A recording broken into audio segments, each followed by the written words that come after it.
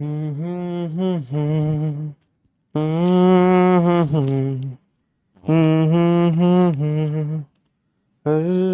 जगह ये और क्या मेरी तरह कैसे हुआ कैसे हुआ तू इतना जरूरी कैसे हुआ। हाय एवरीवन, क्या हाल चाल। वेलकम अगेन, एक बार बहुत दिनों बाद। हाय गाइस, यार मैं तुम्हें कैसे बताऊं कि कितना ज्यादा मिस किया मैंने तुम लोगों को यार। आफ्टर बोर्ड एग्जाम रोज मैं वो क्लासेस मिस करता था। आई होप कि तुमने भी किया होगा। मुझे मैसेजेस नहीं दिख रहे हैं, वाई। हाय गाइस, हाय हाय हाय हाय हाय, मैसेज मैसेज मैसेज मैसेज। हाय हर्षुक, हाय हर्षिता, अभी लाइव। क्या तुम लोग को मैं दिख पा रहा हूं? क्या तुम लोग को मैं सुन पा रहा हूं? Just give me a second, let me check in my PW app. Hello hello hello hello hello, hi Shaurya, hi Krishna, hi Bhumi, hi Nitesh. Hello hello, messages नहीं आ रहे हैं guys. Just a second, just a second, just a second, I can't see your messages. एक second रुक जाओ बस, एक second, बस एक सेकेंड। हाँ जी, अब आने शुरू हो गए मैसेज। सो हाय एवरीवन, हाय आदर्श, हाय मानवी, हाय उत्कर्ष, हाय रोहित। हेलो एवरीवन यार। तो सबसे पहले मुझे एक बार बता दो तुम लोग के कैसे हो तुम लोग यार। बहुत दिन बाद हम लोग मिल रहे हैं भाई, कर लो यार कुछ काम। हाय दिव्यांश, हाय रजनी, हाय प्रियांशी, हेलो, हाय हाय हाय हाय हाय हाय एवरीवन। चलो, हाय अंजलि, हाय अभिनव।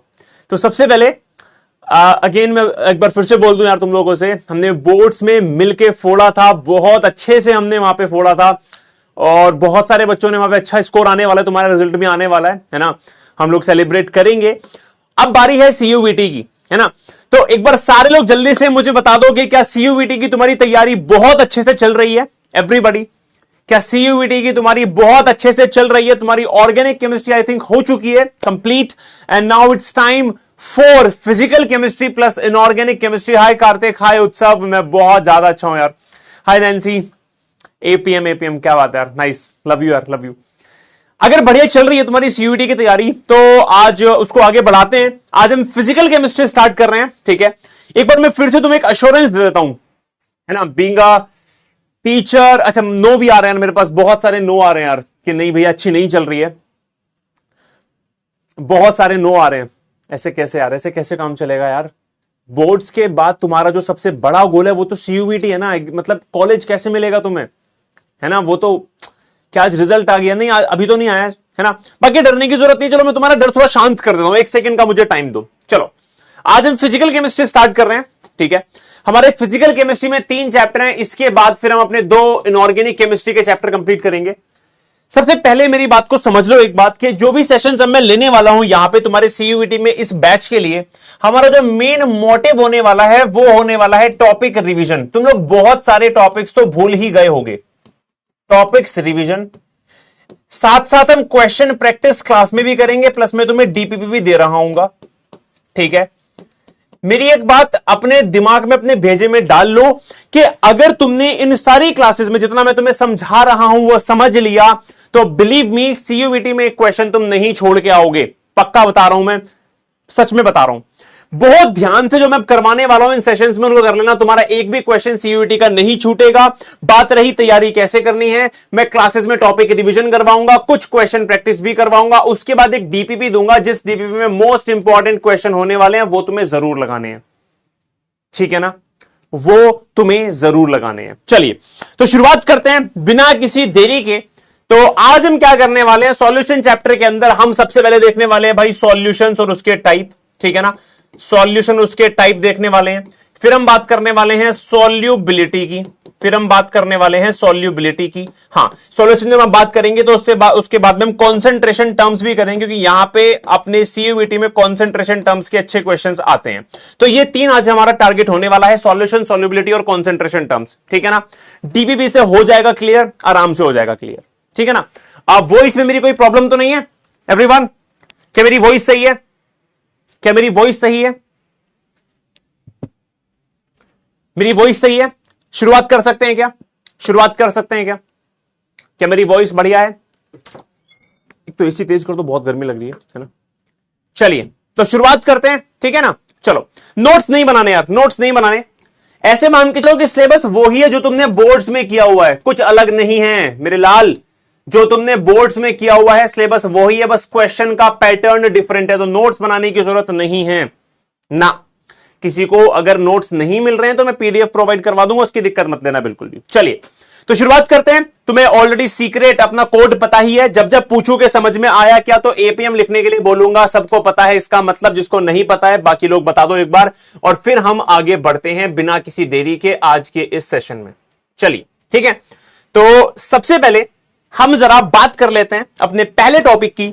हमारा सबसे पहला टॉपिक है यार, पहला टॉपिक है क्या बेटा, जो ड्रॉपर है उसके ऑलरेडी उसके पास नोट्स होंगे तो उसको दिक्कत लेने की कोई बात ही नहीं है ना, उसको टेंशन लेने की कोई दिक्कत वाली बात नहीं। तुम्हारे पास तो बहुत सारे नोट्स होंगे यार, ठीक है। चलो अब ध्यान से देखो, सबसे पहले हमारा जो चैप्टर का नाम है बेटा वो है सॉल्यूशन। चैप्टर का नाम है अपना सॉल्यूशन, ठीक है। चैप्टर का नाम है अपना सॉल्यूशन। सॉल्यूशन होता क्या है, तो दो कंपोनेंट से मिलकर बना हुआ एक मिक्सचर है ना, एक होमोजीनियस मिक्सचर। सॉल्यूशन क्या होता है, एक होमोजीनियस मिक्सचर होता है, एक होमोजीनियस मिक्सचर होता है of a solute and a solvent, ठीक है ना। कॉपी में जितना लिखवा रहा हूं, जो लोग नोट्स बना रहे हैं वो लिखते हुए चलेंगे, ठीक है ना, जो लोग बना रहे हैं। तो होमोजीनियस मिक्सचर का मतलब होता है जहां पे इक्वल कंपोजिशन हो थ्रू आउट द मिक्सचर। मतलब क्या हुआ इसका, मान लो मेरे पास एक बीकर है, मैंने यहां पे सबसे पहले पानी लिया। क्या लिया मैंने, पानी लिया, ये मैंने पानी लिया, ठीक है। यहां पे जो पानी होगा गाइस, क्योंकि ऑलरेडी मैंने लिया हुआ है, अमाउंट भी ज्यादा है, तो यहां पे जो पानी कहलाएगा वो कहलाएगा सॉल्वेंट। और अब अगर मैं इसमें ऊपर से कुछ डाल दूं, लेट सपोज मैं यहां पे चीनी डाल दूं, शुगर डाल दूं, तो ऊपर से जब हम डालते हैं तो यहां पे जो शुगर है बेटा वो कहलाएगा हमारा सोल्यूट। जब ये दोनों आपस में घुलेंगे, ये इक्वल प्रोपोर्शन में घुल जाए, मतलब हर एक कोने में जो शुगर के पार्टिकल्स हैं वो इक्वली डिस्ट्रीब्यूट हो जाए, तब ये कहलाएगा एक होमोजीनियस मिक्सचर। और इस homogeneous mixture of solute solvent को ही बेटा सॉल्यूशन कहा जाता है। क्लियर है, क्लियर है, सॉल्यूशन कहा जाता है। अच्छा भैया, तो क्या क्या बातें याद रखनी है पेपर पॉइंट ऑफ व्यू से। पहली बात कि होमोजीनियस मिक्सचर होता है सॉल्यूशन, पहली बात याद रखनी है। दूसरी बात, हमारे सिलेबस में बेटा बाइनरी सॉल्यूशन है। बाइनरी का मतलब है दो कंपोनेंट वाला, मतलब एक सॉल्यूट होगा और एक ही सॉल्वेंट होगा, बस यही हमारे सिलेबस में है। अगर एक सॉल्यूट है एक सॉल्वेंट है तो बाइनरी होता है। मान लो दो सॉल्यूट है दो सॉल्वेंट है, फॉर एग्जांपल तुम यहां पे चीनी के साथ साथ नींबू भी डाल दो तो दो सॉल्यूट हो जाएंगे, वो टर्शरी सॉल्यूशन हो जाएगा। लेकिन हमारे सिलेबस में केवल बाइनरी है। पहली बात याद रखेंगे होमोजीनियस, दूसरी बात याद रखेंगे बाइनरी सॉल्यूशन है हमारे सिलेबस में, हमें केवल याद रखना है। तीसरी बात याद रखेंगे, सॉल्यूट होता है जिसको डालते हैं, सॉल्वेंट होता है जिसमें डालते हैं। सॉल्वेंट को डिफाइन कैसे करोगे, in which solute is dissolve. क्या डिफाइन करोगे, in which solute is dissolve, जिसमें सॉल्यूट को मिलाया जाता है, in which solute is dissolve. और बेटा सॉल्यूट क्या होता है, which is to be dissolve, जिसको मिलाया जाता है, which is to be dissolve. जिसको मिलाया जाता है वो सॉल्यूट, जिसमें मिलाया जाता है वो सॉल्वेंट। अगर यहां तक क्लियर है तो सारे लोग जल्दी से मुझे एक बार एपीएम लिख देंगे कि भैया समझ में आ गया, इतना इंट्रोडक्शन क्लियर है हमें कि सॉल्यूशन क्या होता है, सॉल्यूट क्या होता है, सॉल्वेंट क्या होता है। क्लियर है सभी को, एवरीवन। सॉल्वेंट क्या है, जिसमें कुछ मिलाया जा रहा है, in which solute is dissolve, जिसमें कुछ डाला जा रहा है, जो पहले से रखा हुआ है वो सॉल्वेंट है, जो चीज डाली जा रही है वो सॉल्यूट है। क्लियर है, everyone in the house make some noise guys. पुरानी यादें ताजा, नॉस्टैल्जिया आ रहा होगा पूरे साल का, है ना यार। वो everybody in the house make some noise सुने में बहुत दिन हो गए, आज फिर से सुन लिया यार, क्या बात है। मुझे भी नॉस्टैल्जिया हो गया तुम्हें देख देख के यार, मैं तुम्हें पूरे साल देखा है, ठीक है, बहुत बढ़िया। चलिए अब हमारे सिलेबस में बाइनरी सॉल्यूशन है, लेकिन उन सॉल्यूशन के भी बहुत सारे टाइप है। पहला टाइप है on the basis of physical state. Physical state में कैसे, मतलब आप जो सॉल्यूशन बना रहे हो वहां पे आपने सॉल्यूट गैस लिया है, सॉल्वेंट गैस लिया है। भाई तीन तरह की फिजिकल स्टेट है, सॉलिड लिक्विड गैस, तो नो कॉम्बिनेशन बन गए, gas gas, liquid gas, solid gas, gas liquid, liquid liquid, solid liquid, gas solid, liquid solid, solid solid, ठीक है, तो नो कॉम्बिनेशन बन गए। अच्छा अब एक बात मेरी हमेशा ध्यान रखेंगे, बहुत इंपॉर्टेंट बता रहा हूं, ये सॉल्यूट की फिजिकल स्टेट है, ये सॉल्वेंट की फिजिकल स्टेट है, हम दोनों को मिलाते हैं तो क्या बनता है बेटा, सॉल्यूशन बनता है। सॉल्यूशन की जो फिजिकल स्टेट होती है वो हमेशा सॉल्वेंट से ही मेल खाती है, हमेशा ध्यान रखेंगे। मतलब सॉल्यूशन जो बनेगा उसकी जो फिजिकल स्टेट होगी वो वही होती है जैसा आपने सॉल्वेंट लिया होता है। फॉर एग्जांपल, अगर आप सोल्यूट सॉल्वेंट का मिक्सचर बनाते हो, आपने गैस लिया है, सॉल्वेंट अपना क्या है, गैस है, तो जो अपना सॉल्यूशन बनेगा वो गैसियस सॉल्यूशन कहलाएगा, क्योंकि उसकी स्टेट भी गैस ही होगी। आपने लिक्विड को डाला है गैस के अंदर, सॉल्वेंट गैस है, तो ये सॉल्यूशन गैसियस ही कहलाएगा। आपने सॉलिड को डाला है गैस के अंदर, तो सॉल्वेंट अभी भी गैस है, तो सॉल्यूशन गैसियस सॉल्यूशन ही कहलाएगा। तो पहले तीनों किसके एग्जांपल हो गए, गैसियस के एग्जांपल है। आगे बढ़ो, अगली बार आपने गैस को लिक्विड में डाला है, तो सॉल्वेंट लिक्विड है, इसमें भी सॉल्वेंट लिक्विड है, इसमें भी सॉल्वेंट लिक्विड है, तो तीनों क्या कहलाए, लिक्विड सॉल्यूशंस कहलाए। उसके बाद ये सॉलिड सॉलिड सॉलिड, तो ये तीनों में सॉल्वेंट सॉलिड है, तो सॉलिड सॉल्यूशन कहलाएगा। क्या सेकंड बात क्लियर है एवरीबॉडी? पहली बात याद रखेंगे, दूसरी बात याद रखेंगे, तीसरी बात याद रखेंगे कि पहचानना कैसे है कौन मेरा सॉल्यूट है और कौन मेरा सॉल्वेंट है। और पांचवी बात याद रखेंगे कि टाइप्स ऑफ सॉल्यूशन में क्या याद रखेंगे कि भाई सॉल्वेंट पे डिपेंड करेगा सॉल्यूशन की स्टेट क्या होती है। बस इतनी सी बातें याद रखनी है, सीयूईटी निकलवा दूंगा, टेंशन ना लेना बिल्कुल। केमिस्ट्री में प्रॉब्लम नहीं होगी, ठीक है, अपने भाई पे छोड़ दो। क्लियर है? चलिए जी, बहुत बढ़िया। अब पेपर में और क्या पूछ सकते हैं, पेपर में तुमसे पूछ सकते हैं इनके एग्जांपल्स। जैसे कि तुमसे पूछेंगे कि भाई गैस का एक एग्जांपल दो, तो आप आंसर दे सकते हो ऑक्सीजन नाइट्रोजन का मिक्सचर है, फिर आप कह सकते हो एयर। एयर में गैसेज होती हैं, हां, हालांकि एयर एक बाइनरी मिक्सचर नहीं है, एक बाइनरी सॉल्यूशन नहीं, क्योंकि एयर में बहुत सारी गैसेज होती हैं। हमसे अभी पूछा नहीं था बाइनरी, हमसे पूछा था कि भाई गैस का एक एग्जांपल, तो आप एयर भी दे सकते हो और आप ऑक्सीजन नाइट्रोजन का एग्जांपल भी दे सकते हो। लिक्विड गैस का तो क्लोरोफॉर्म, ये हो गई तुम्हारी क्या, लिक्विड, और आपने उसको नाइट्रोजन गैस के अंदर मिला दिया, तो बेटा इसका एग्जांपल है। कैम्फर, कपूर सॉलिड होता है, आपने इसको नाइट्रोजन गैस में मिला दिया, ये इसका एग्जांपल है। उसके बाद गैस इन लिक्विड, तो बेटा ऑक्सीजन इन वाटर आप एग्जांपल दे सकते हो। फिर आप दे सकते हो सॉफ्ट ड्रिंक का एग्जांपल भी, CO2 डालते हैं इन सॉफ्ट ड्रिंक, है ना, अपनी कोल्ड ड्रिंक की बॉटल्स में CO2 डालते हैं, तो वो भी एक एग्जांपल आप यहां पे दे सकते हो। लिक्विड बेटा 30 ml बना दो, है ना, इथेनॉल, दारू, समझ रहे हो बात को, ठीक है ना, गंदे काम है, नहीं करने, बिल्कुल नहीं करने, ठीक है ना। उसके बाद glucose sugar dissolve in water, तो सॉलिड इन लिक्विड। उसके बाद हाइड्रोजन को आपने पैलेडियम सॉलिड, एक मेटल है, इसके ऊपर रख दिया, तो बेटा ये आपका हो गया गैस एंड सॉलिड। उसके बाद मर्क्यूरी लिक्विड को आपने सोडियम में मिला दिया, तो बेटा लिक्विड एंड सॉलिड। और आपने अगर एलोय बना दिया, copper dissolve in gold, alloy mixture of metals, तो ये आपका हो गया बेटा सॉलिड सॉलिड का एग्जांपल। ये आपको एग्जांपल्स याद रखने हैं। तो पहली चीज होमोजीनियस मिक्सचर, दूसरी चीज बाइनरी, तीसरा सॉल्यूट क्या होता है, चौथा सॉल्वेंट क्या होता है, पांचवा टाइप्स ऑफ सॉल्यूशन कैसे डिफाइन करोगे, और छठा इनका एग्जांपल। इस स्लाइड से 6 तरह के क्वेश्चन बन सकते हैं। आई होप कि आपको 6 की 6 बातें क्लियर हो गई हैं। क्या कहते हो? Everybody in the house make some noise. एक बार मुझे सारे लोग इस स्लाइड के लिए एपीएम दिखा दो कि भैया इस स्लाइड पे सारी बातें का एपीएम हो गया है, क्वेश्चन करने के लिए तैयार हैं। क्वेश्चन दे दो, आग लगा देंगे, सीयूईटी में क्वेश्चन आएगा तो करके आएंगे।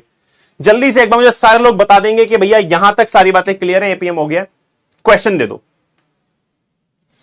क्वेश्चन दे दो भैया, क्वेश्चन दे दो,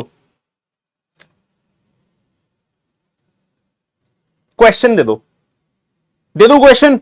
चलो देखते हैं कितने लोगों को क्लियर समझ में आया। कुछ क्वेश्चंस कर लेते हैं, है ना, उसके बाद फिर आगे बढ़ेंगे। आ जाओ जरा। क्वेश्चन नंबर 1 सीयूटी के पर्सपेक्टिव से बड़ा इंपॉर्टेंट क्वेश्चन है। तुम्हारे लिए क्वेश्चन याद करके बैठा हूं मैं कि भाई आज क्वेश्चन दूंगा इन्हें, देखने करते हैं कि नहीं करते हैं, ठीक है ना। Identify the type of solution, the type of solution, the type of solution when what? A lemon is lemon juice या फिर lemon drops are added to a glass of water, to a glass of water. आपको इसका example मुझे देना है। What type of solution is it? A B C D आपके पास 4 हैं। Is it liquid solution, is it gaseous solution, is it solid solution, और it is a heterogeneous mixture. ये सॉल्यूशन नहीं है, ये तो एक हेट्रोजीनियस मिक्सचर है। आपको एग्जाम्पल में से मतलब चार ऑप्शन में से मुझे एक एग्जाम्पल आंसर देना है, सोच समझ के आंसर करिएगा। आपके पास 45 सेकेंड्स है। चलो बताओ किस टाइप का सॉल्यूशन ये है तुम्हारे सामने। What type of solution is it? What type of solution is it? बताइए एवरीवन। आगे सभी का आंसर। तब तक मैं सेकंड क्वेश्चन लिखता हूं तक ये चल रहा है तुम्हारा। तुम लोग करते रहो, तुम लोग करते रहो। Which of them is an example of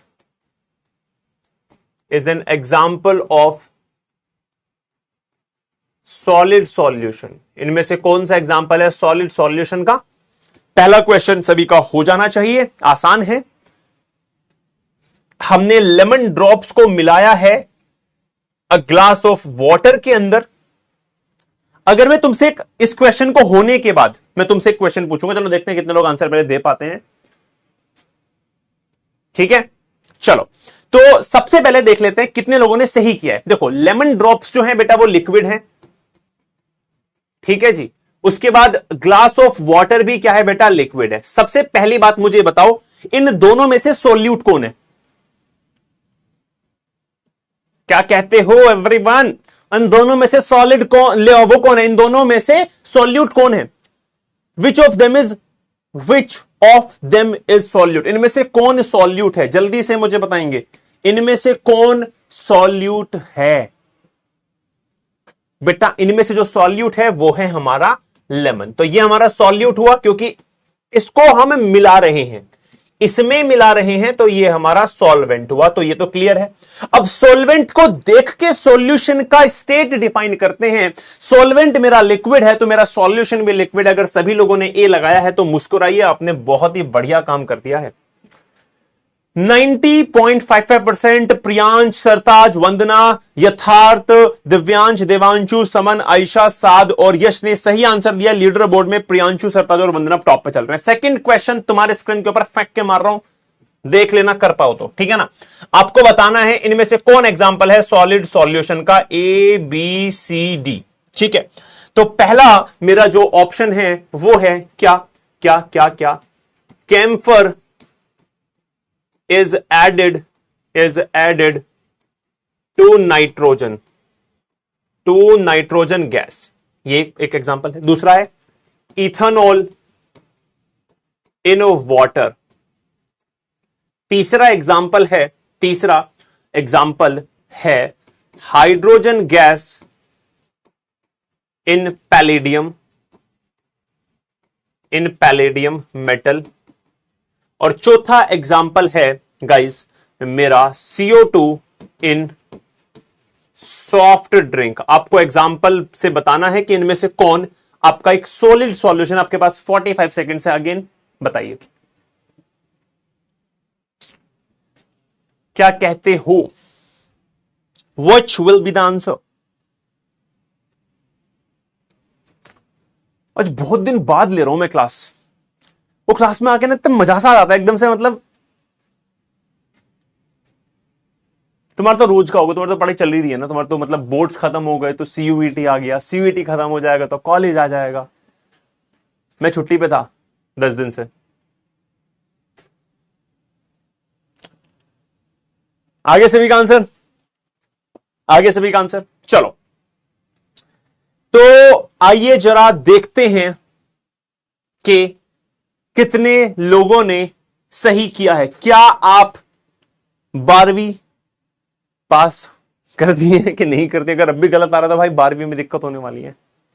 नहीं, ठीक है, चलो तो आंसर आएगा इस तुम्हारा, देखो यहां पे नाइट्रोजन गैस, ये तुम्हारा सॉल्वेंट है तो गैस है तो ये तो गैसियस सॉल्यूशन है। ये वाटर लिक्विड है तो लिक्विड सॉल्यूशन है। ये मेटल पैलेडियम मेटल सॉलिड होता है तो ये तुम्हारा सॉलिड सॉल्यूशन है। ये तुम्हारी सॉफ्ट ड्रिंक्स में ऐड किया तो ये तुम्हारा लिक्विड सॉल्यूशन है। अगर सी लगाया तो मुस्कुराइए, बहुत ही बढ़िया काम आपने कर दिया है। 87%। सरताज, साद, अंशु, वंदना, सत्यम, नेहा और त्रिभुवन। अब हमारा लीडर बोर्ड कुछ ऐसा है, सरताज, साद और अंशु चल रहे हैं टॉप पे। बहुत बढ़िया, क्या बात है, नाइस। चलिए तो आगे बढ़ते हैं अब अपने अगले टॉपिक की ओर। जहां से हमारे क्वेश्चन बनने वाले हैं। बाकी डीपीपी में तुम्हें बहुत सारे क्वेश्चन मिलेंगे हर टॉपिक से। अब हम आगे बढ़ रहे हैं गाइज अपने नेक्स्ट टॉपिक, जिसका नाम है कॉन्सेंट्रेशन टर्म्स। क्या नाम है इसका? Concentration terms. सबसे पहले कॉन्सेंट्रेशन टर्म्स होती क्या है? वैसे तो कोई डिफाइन नहीं पूछने वाला, लेकिन आपको थोड़ा सा बता देता हूं पहले, है ना। What are concentration terms? देखो यार, बिल्कुल सिंपल सी बात है। तुम एक सॉल्यूशन बनाते हो, लेट सपोज तुम्हारे पास एक सॉल्यूशन है ना। तुम्हारे पास इसके अंदर एक सॉल्वेंट था। लेट सपोज सॉल्वेंट को मैं हमेशा ए से डिनोट करता हूं। तुम्हारे पास ये सॉल्वेंट था, ठीक है ना। तुमने इस सॉल्वेंट के अंदर एक सॉल्यूट डाला। मैं हमेशा सॉल्यूट को बी से डिनोट करता हूं, ध्यान रखना। ये तुमने किसमें सॉल्यूट डाला।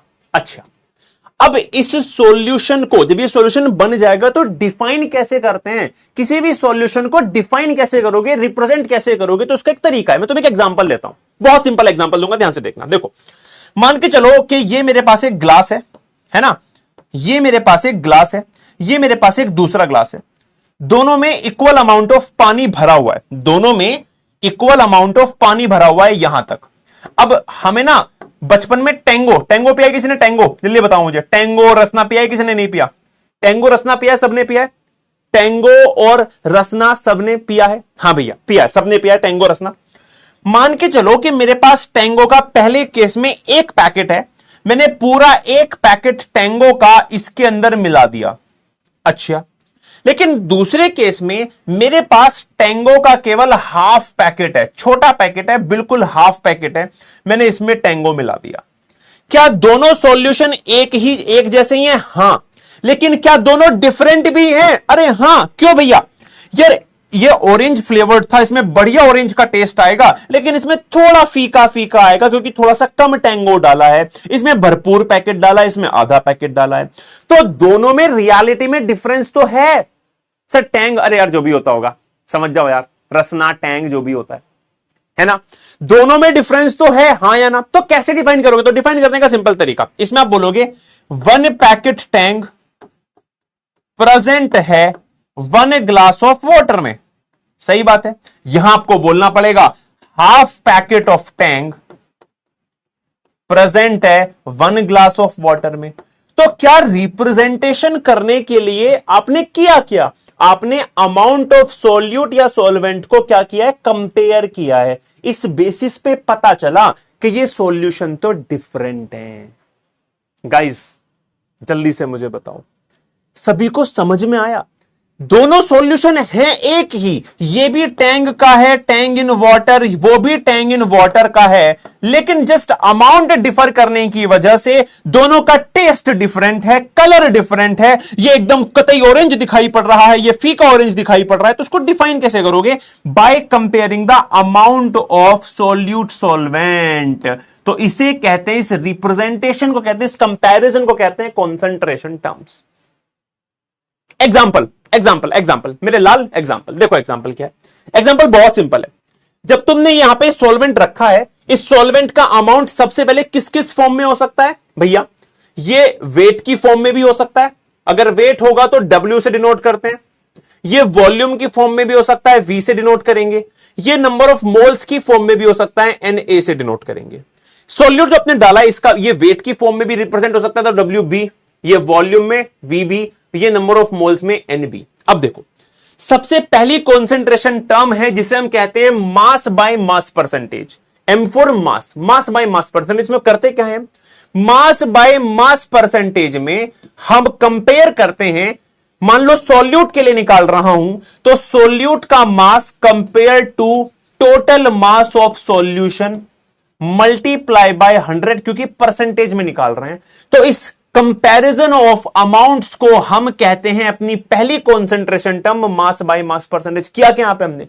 हमने सॉल्यूट के मास को कंपेयर किया है टोटल मास ऑफ सॉल्यूशन से, क्योंकि A प्लस बी का मतलब है सॉल्यूट प्लस सॉल्वेंट, मतलब के सॉल्यूशन। तो पहली कॉन्सेंट्रेशन टर्म में हमने सॉल्यूट के मास को कंपेयर किया है सॉल्यूशन के मास से, तो mass by mass percentage solute का आ गया। आप सॉल्वेंट के लिए भी निकाल सकते थे मास बाय मास परसेंटेज, बस अंतर यह होता कि यहां पे आप वेट ऑफ सॉल्वेंट ऊपर लिखते, टोटल का वेट नीचे लिखते, मल्टीप्लाई बाय 100 करते।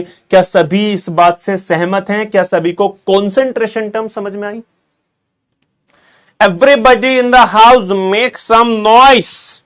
अच्छा, कितने लोग ऐसे हैं जो केवल अब इस मोटिवेशन में पढ़ रहे हैं कि भैया कॉलेज में जाएंगे, क्लास में तो कभी किसी ने भाव दिया नहीं था, कॉलेज में तो एकदम फन होगा भैया, बंक मारना आसान हो जाता है कॉलेज में, अटेंडेंस की टेंशन नहीं है, घर वाले एकदम मतलब खुली छूट दे देते हैं कि बच्चा बड़ा हो गया कॉलेज में आ गया। भैया बस यही मोटिवेशन है, अरे भैया बस यही मोटिवेशन है, दोस्त बनाऊंगा नए नए, घूमने जाया करूंगा, मूवीज जाया करूंगा।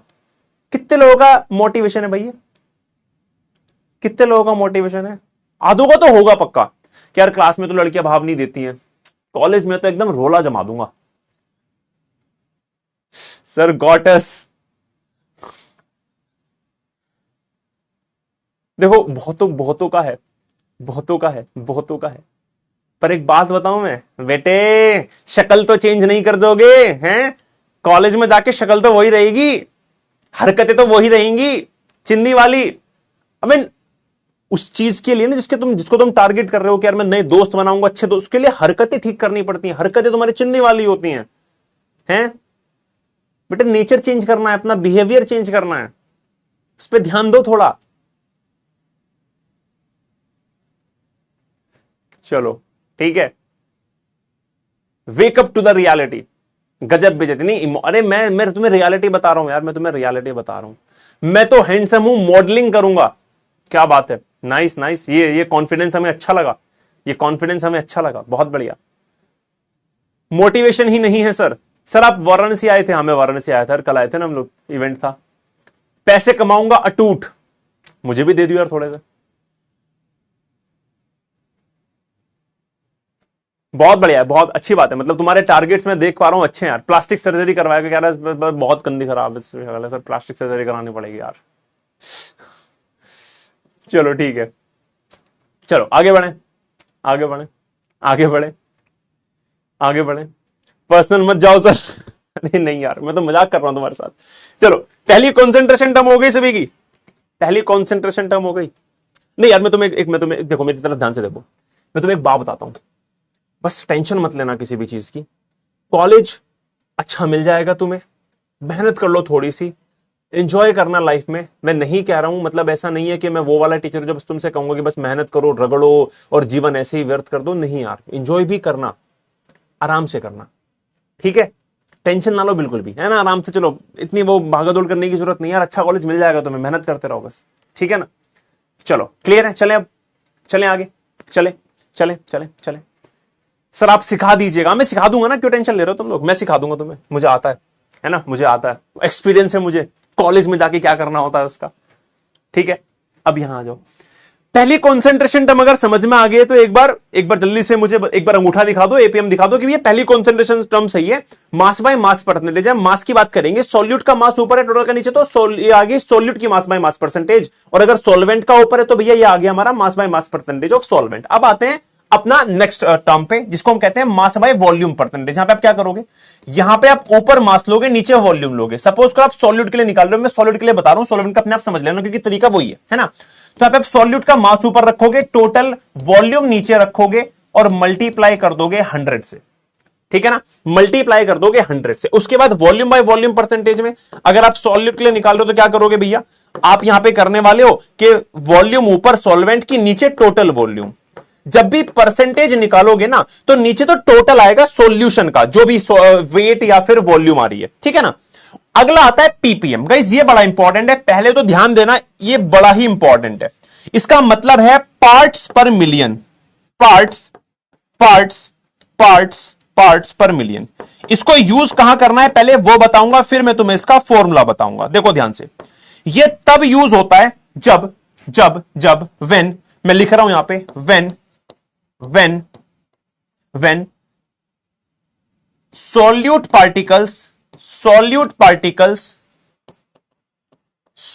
particles are present in million grams of solution। मतलब यहां पे इतना सा है, अगर आपका 1 ग्राम सोल्यूट का पार्टिकल, 1 ग्राम, मतलब सोल्यूट तो जस्ट 1 ग्राम है, लेकिन सॉल्यूशन कितना है, मिलियन ग्राम, लाखों ग्राम सॉल्यूशन में बस 1 ग्राम सोल्यूट है, मतलब सोल्यूट की मात्रा ना के बराबर है। जैसे कि example example pollutant in air, जो हमारे एयर के अंदर पॉल्यूटेंट्स होते हैं, तो एयर तो बहुत सारी होती है लेकिन पॉल्यूटेंट्स ना के बराबर होते हैं, तो पॉल्यूटेंट्स इन एयर, वो बात अलग है। इंडिया में थोड़ा सा तगड़ा चल रहा है, मतलब Delhi is one of the most polluted city, है ना, लेकिन फिर भी डेफिनेशन मेंटेन है गाइस, है ना। उसके बाद अगला एग्जांपल क्या है, मिनरल्स इन वाटर, पानी के अंदर जो मिनरल्स होते हैं, लाखों ग्राम ऑफ पानी में बेटा बहुत नेग्लिजिबल ग्राम ऑफ मिनरल्स होते हैं। मिनरल्स इन वाटर बॉडीज, ठीक है ना, वाटर बॉडीज में आप पॉन्ड समझ सकते हो कुछ भी। तो यहां पे जो सॉल्यूट होता है ना, वो बहुत कम मात्रा में होता है, मतलब मिलियंस ऑफ सॉल्यूशन में, मिलियन ग्राम ऑफ सॉल्यूशन में 1 ग्राम सॉल्यूट होता है, तो इसलिए हम क्या करते हैं, पीपीएम लेते हैं। यहां पे फॉर्मूला क्या हो जाएगा, फॉर्मूला देख लेना। सपोज करो आप पीपीएम निकाल रहे हो, तो पीपीएम सॉल्यूट हमारा बहुत कम मात्रा में, तो सॉल्यूट ऊपर रहेगा WB, नीचे आपका टोटल मास रहेगा सॉल्वेंट उसका सॉल्यूशन का WA प्लस WB। यहां पे 100 से मल्टीप्लाई नहीं करना, परसेंटेज नहीं है, यहां है पर मिलियन, तो यहां आपको मल्टीप्लाई करना है 1 मिलियन यानी कि 10⁶ से, तो ऐसे करके निकलता है पीपीएम। अगर सभी लोगों को बातें समझ में आई हैं, everybody in the house make some noise. जल्दी से मुझे सारे लोग बताएंगे कि पहली 4 कॉन्सेंट्रेशन टर्म सभी को क्लियर हो चुकी हैं। पहली 4 कॉन्सेंट्रेशन टर्म में किसी को कोई भी दिक्कत वाली बात नहीं है। क्वेश्चन आने के सीयूईटी में हाई चांस हैं आपके पीपीएम से, तो आपको इसको मार्क कर लेना है कि भैया ये तो मैं अच्छे से याद रखूंगा। क्लियर है एवरीवन? ठीक है, चलो बहुत बढ़िया। अब मैं एक क्वेश्चन दूंगा आपको, मैं सिंपल सा एक क्वेश्चन दूंगा, सारे लोग उसका मुझे आंसर बताएंगे, देखते हैं कितने लोग को समझ में आ गया। क्वेश्चन नंबर 3 आज की इस कक्षा का, question number 3, calculate the concentration term in terms of, अरे भाई रुक जाओ यार, रुक जाओ, हाँ, calculate the concentration in terms of ppm, if 2 gram of solute is present in 2 million gram of solution। ये आपका क्वेश्चन है, सारे लोग जल्दी से मुझे इसका आंसर बताएंगे। ऑप्शन ए, बी, सी और डी है। क्या इसका आंसर 2 ppm है? क्या इसका आंसर 0.5 ppm है? क्या इसका आंसर 1 ppm है? या फिर इसका आंसर नन ऑफ दीज है? सोच समझ के ही आंसर करिएगा। अच्छे से मैं तुम्हें समझा चुका हूं पीपीएम क्या होता है। एवरीबॉडी बताइए, what will be the answer guys? क्या आंसर होगा बताइए। ये कह रहा है सीयूईटी देके आईआईटी बॉम्बे जाना है। रहमान बेटे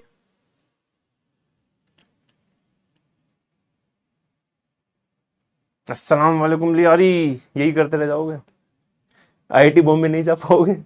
पढ़ाई में ध्यान लगा लो, है ना, समझ रहे हो बात को? नहीं तो हमजा अली मजारी तुम्हें मजार में लिटा देगा। पढ़ाई में ध्यान लगा ले, अभी भी टाइम है। कह रहा है सीयूईटी देके आईआईटी बॉम्बे जाऊंगा। नहीं होता ऐसे, ये दुनिया ऐसे नहीं चलती।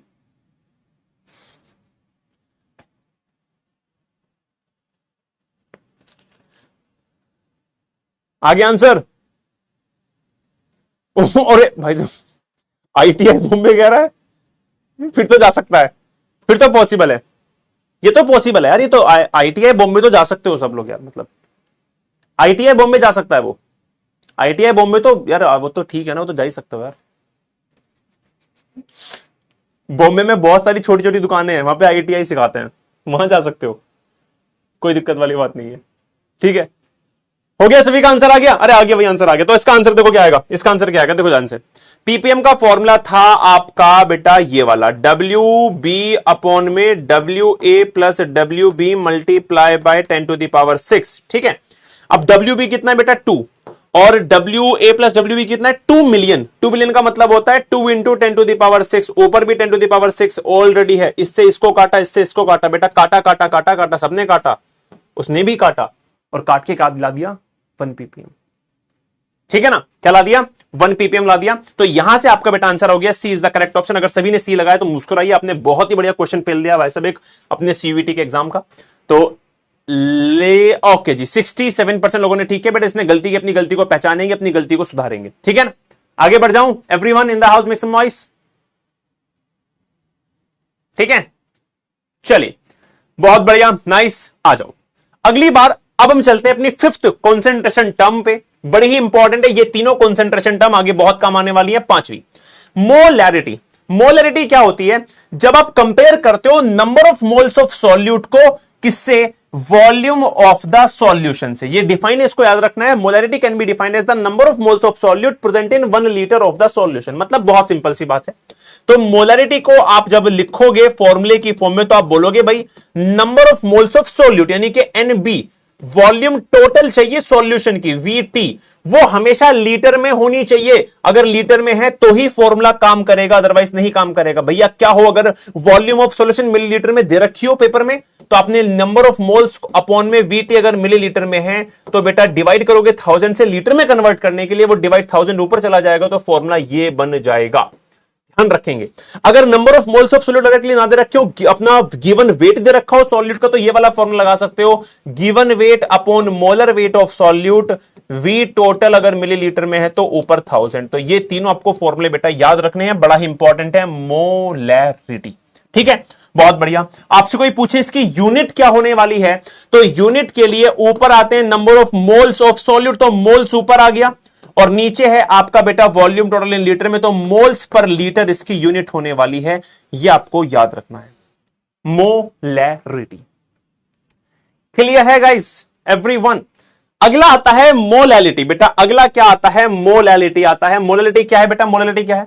यहां पे आप एक छोटा सा चेंज करते हो, यहां पे आप मोल्स ऑफ सॉल्यूट को ही डिफाइन करते हो, लेकिन अब की बार वेट ऑफ द सॉल्वेंट से। केजी का मतलब है weight, weight of the solvent मतलब कि हो जाएगा molality is equals to number of moles of solute weight of the solvent. Solvent को ए से डिनोट करते हैं, तो वेट ऑफ द सॉल्वेंट मतलब WA केजी में होना चाहिए। अगर केजी में ना हो तो क्या करेंगे मेरे लाल?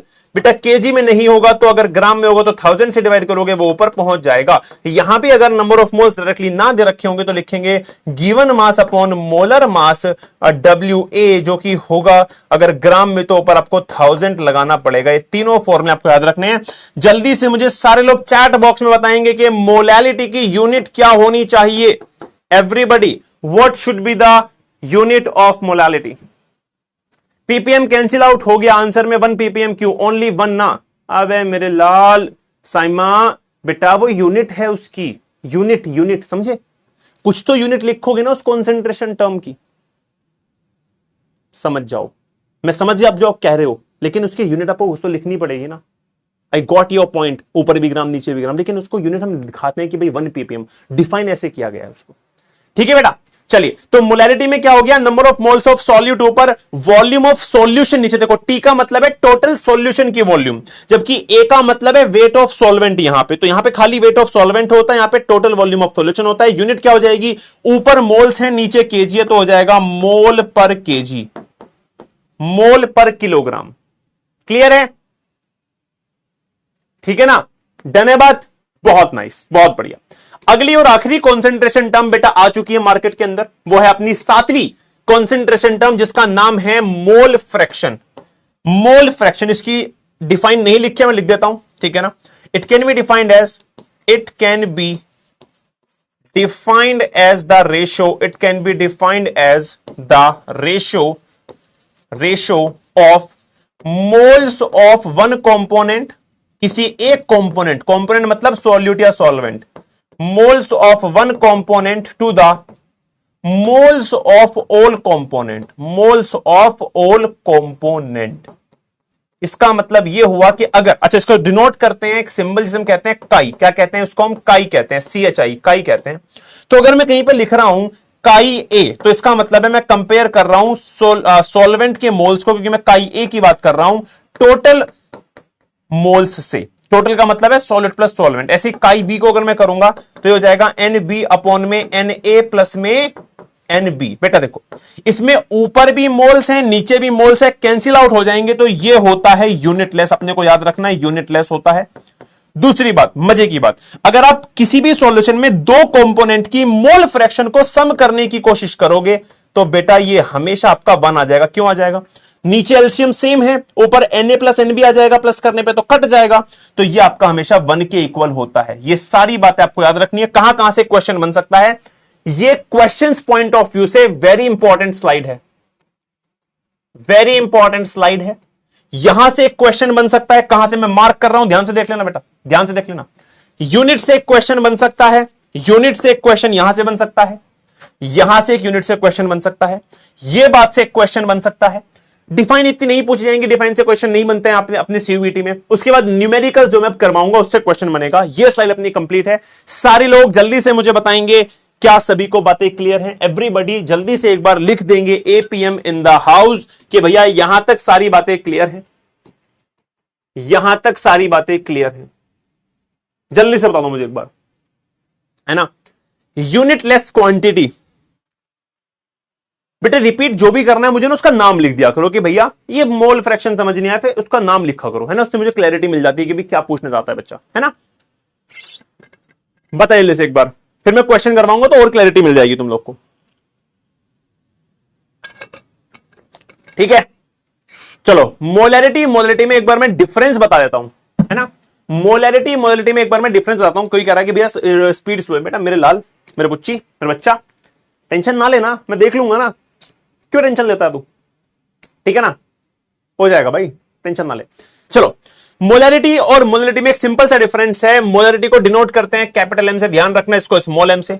यहां पे सॉल्यूट के मोल्स को कंपेयर करते हैं टोटल वॉल्यूम से, जो कि लीटर में होनी चाहिए, अगर मिलीलीटर में तो ऊपर 1000 रख देना। यहां पे मोल्स ऑफ सॉल्यूट को कंपेयर करते हैं सोलवेंट के वेट से, केजी में होना चाहिए, अगर ग्राम में तो ऊपर 1000 से मल्टीप्लाई कर देना, बस इतना सा डिफरेंस है, ठीक है। चलिए बहुत बढ़िया, आइए अब एक फाइनल बात कर लेते हैं, फिर क्वेश्चंस करेंगे। जितनी भी कॉन्सेंट्रेशन टर्म्स हमारी हैं, कौन कौन टेम्परेचर पे डिपेंड करते हैं, जानना जरूरी है, यहां से क्वेश्चन बन जाता है। चलिए ध्यान से देखिएगा, देखो एक सिंपल सी बात बताता हूं मैं तुम्हें। टेम्परेचर जो होता है वो डायरेक्टली प्रोपोर्शनल होता है वॉल्यूम पे। जब टेम्परेचर बढ़ाते हो तो पार्टिकल्स इधर उधर भागते हैं, तो वॉल्यूम इंक्रीज हो जाती है ना। तो अगर आपने टेम्परेचर को छेड़ा, अगर आपने टेम्परेचर को चेंज किया, बढ़ाया, तो क्या हो जाएगा बेटा, वॉल्यूम भी बढ़ेगी। और अगर वॉल्यूम भी बढ़ी तो ऐसी कॉन्सेंट्रेशन टर्म जिनके फॉर्मूले में वॉल्यूम है वो डिस्टर्ब हो जाएंगी। जैसे कि अगर आप यहां पे ध्यान से देखोगे तो इस वाली कॉन्सेंट्रेशन टर्म में साफ साफ दिख रहा है वॉल्यूम है। तो अगर इसमें आपने टेम्परेचर बढ़ाया घटाया तो वॉल्यूम डिस्टर्ब होगी, तो पूरी कॉन्सेंट्रेशन टर्म की वैल्यू बिगड़ेगी। तो ये टेम्परेचर डिपेंडेंट है।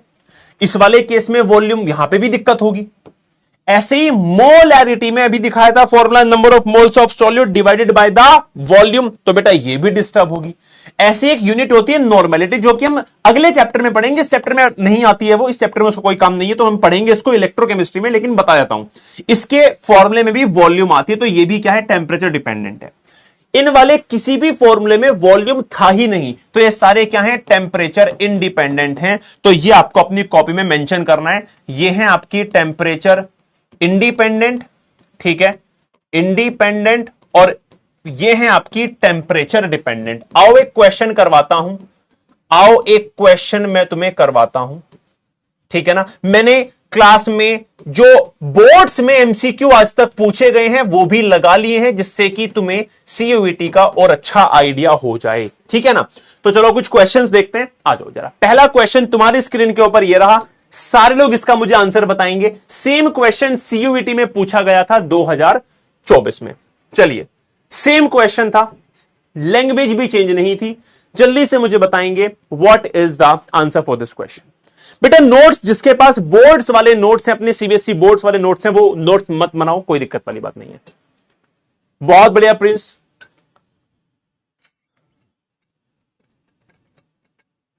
बताइए से पहले इस वाले क्वेश्चन का आंसर।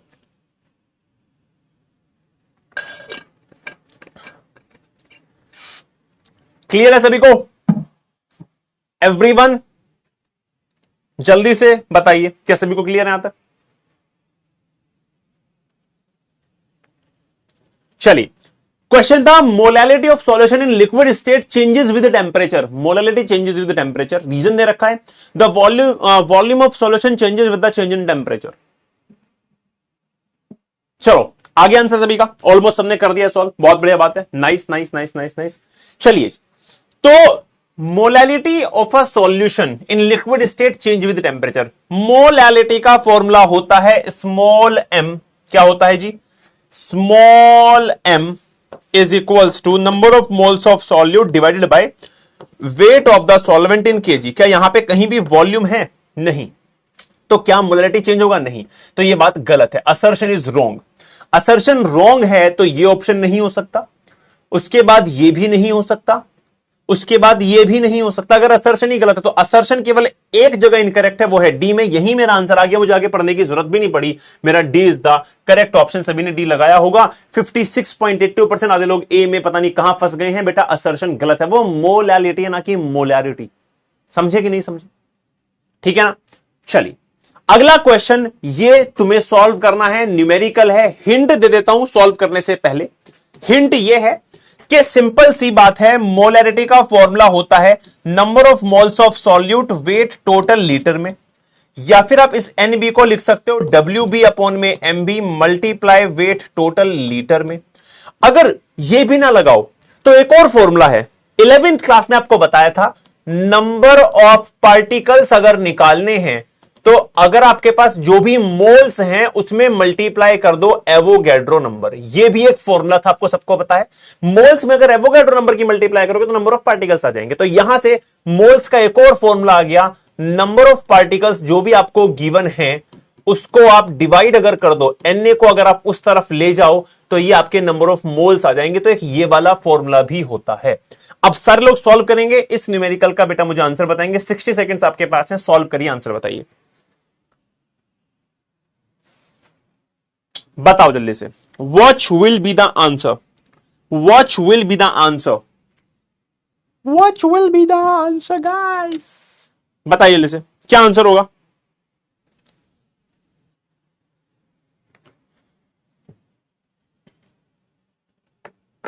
क्या आंसर हो सकता मुझे?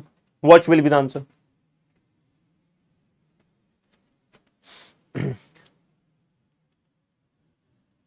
आगे सभी का। दीपिका पूछ रही है प्रज्ञा से, कैन वी बी फ्रेंड्स? ये तो हमेशा अपोजिट वाले करते हैं ना, अपोजिट जेंडर वाले हैं। नोनू आएगा, can we be friends. Deepika पूछ रही है प्रज्ञा से, मतलब ये तो जेन्युइन लग रहा है भाई, मतलब ये तो मतलब नॉर्मल है। ऐसा तो नहीं है दीपक दीपिका की आईडी से आया? दीपक पकड़ा गया ना बेटा ना। नाम चेंज कर सकते हैं ऐसी आईडी से तुम लोग अपनी? अरे मैं दिख रहा ना तुम्हें, जल्दी सॉल्व करो, जल्दी से बताइएगा इस, जल्दी से बताओ एवरीवन। सर देश बदल। चलो हो गया सभी का, टाइम समाप्त। चलिए तो आइए जरा देखते हैं यहां पे, आइए जरा देखते हैं यहां पे क्या होगा इस क्वेश्चन में। तो सिंपल सी बात है, आपको दे रखे थे, आपको वॉल्यूम दे रखी है 50 मिलीलीटर, आपको दे रखे हैं मोलिक्यूल्स ऑफ ग्लूकोज। तो बेटा वही बात है जो आपको यहां पे दे रखी है, और आपको बताना है कॉन्सेंट्रेशन, और यूनिट में मोलैरिटी का साइन दे रखा है, मतलब मोलैरिटी बतानी है। तो सबसे पहले फॉर्मूला कौन सा लिखोगे? आप लिखोगे नंबर ऑफ मोल्स वाला, कि आपको नंबर ऑफ पार्टिकल्स तो ऊपर लिखने हैं और नीचे लिखना है एवोगैड्रो नंबर। उसके बाद वॉल्यूम आपको दे रखी है बेटा मिलीलीटर में, तो आपको ऊपर 1000 से मल्टीप्लाई करना है। तो ये आपका फॉर्मूला हो गया। ये आप क्या हो गया? नंबर ऑफ मोल्स का रिप्लेसमेंट है ना। बाकी तो सब कुछ सेम ही है, बस आपने ऊपर 1000 लिख दिया क्योंकि यहां पे मिलीलीटर में। अब देखो फॉर्मूले में आपको पुट करनी है वैल्यू। तो पार्टिकल्स कितने? 6.02 10 to the power 22। Avogadro number जो होता है आपका वो कितना होता है? 6.02 10 टू द पावर 23। बेटा वॉल्यूम में 50, ऊपर आ जाएगा आपका 1000। सही बात है, हाँ जी भैया। अब देखो सॉल्व करना है, कटेगा, बढ़िया कट गया।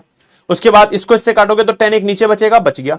ऊपर रह गया 1000, नीचे हो जाएगा आपका 500। बेटा काटोगे तो कितना आएगा? ये आपका आएगा 2। बार बार काट रहे हैं तो आंसर आ रहा है ना। तो ये हो गया आपका बेटा 222, यानी कि आपका D is the correct option. सभी ने डी लगाया है एवरीवन, ठीक है ना एवरीवन। तो डी आपका हो गया यहां पे करेक्ट आंसर। चलिए बहुत बढ़िया, बहुत सारे बच्चों ने गलती कर दी है, लेकिन फिर भी कोई बात नहीं। प्रिया यहां पे साध और दिन यथार्थ, बहुत बढ़िया, नाइस। चलिए गाइस, तो अब अगले टॉपिक की ओर बढ़ रहे हैं भैया, अगले टॉपिक की ओर बढ़ रहे हैं। अगला टॉपिक हमारा जो आता है वो आता है सोल्यूबिलिटी का। किसका आता है गाइस? सोल्यूबिलिटी का। अच्छा कर सकते हैं चेंज, तो भाई वही है, फिर तो दीपक ही था वो। कंफर्म हो गया गाइस, इट इज कंफर्म्ड। प्रज्ञा देख के ठीक है। चलो अब देखो यहां पे ध्यान से, नेक्स्ट गाइस, नेक्स्ट। अब यहां पे मेरी बात को समझना, हमारा अगला टॉपिक है सोल्यूबिलिटी। क्या है? सोल्यूबिलिटी हमारा अगला टॉपिक है, बहुत ही इंपॉर्टेंट है, बहुत ही ज्यादा इंपॉर्टेंट है सोल्यूबिलिटी। लेकिन उससे पहले मैं तुम्हें एक बात बता दूं, हमारे सिलेबस में इन 9 टाइप्स ऑफ सॉल्यूशन में से केवल कितने टाइप के हमें पढ़ने हैं बेटा? हमें केवल और केवल लिक्विड सॉल्यूशन पढ़ने हैं, ये आपको ध्यान रखना है। हमारे सिलेबस में कितने टाइप के सॉल्यूशन है? केवल ये 3 टाइप के सॉल्यूशन है, इसके अलावा हमें नहीं पढ़ने। तो अब जो हम सोल्यूबिलिटी पढ़ेंगे वो भी इन 3 के बारे में ही पढ़ेंगे। उसमें से मोस्ट इंपॉर्टेंट कौन है वो जरा देख लो एक बार। इन सब में से मोस्ट इंपॉर्टेंट है ये एनसीईआरटी ने इसके बारे में भी ज्यादा कुछ नहीं दे रखा है। तो हमारा जो मेन फोकस होगा अब सोल्यूबिलिटी के केस में वो ज्यादा होगा इन पे और इन पे, गैस पे और लिक्विड पे। ठीक है, क्लियर है? डन है बात? गोरी कह रही है सर व्हाट इफ वो प्रज्ञा नहीं प्रयाग हो। कैसे कैसे कॉम्बिनेशन बन रहे हैं यहां पे गाइस, ये कौन सी नई एक कम्युनिटी बना दोगे तुम लोग? यहां देख लो, पढ़ाई वढ़ाई कर लो, है ना? ठीक है, चलो क्लियर है, चलें आगे। पढ़ लो यार, पढ़ लो भाई, पढ़ लो। ठीक है, यहां देख लो, सोल्यूबिलिटी की बात कर रहे हैं। किसी को पता है सोल्यूबिलिटी क्या होती है? एनीवन? किसी को पता है सोल्यूबिलिटी क्या होती है? देखो जरा ध्यान से, solubility can be defined as, या फिर हम लिख सकते हैं directly, it can be defined as, it can be defined as, it can be defined as, it can be defined as the maximum amount, the maximum amount of solute which can be dissolved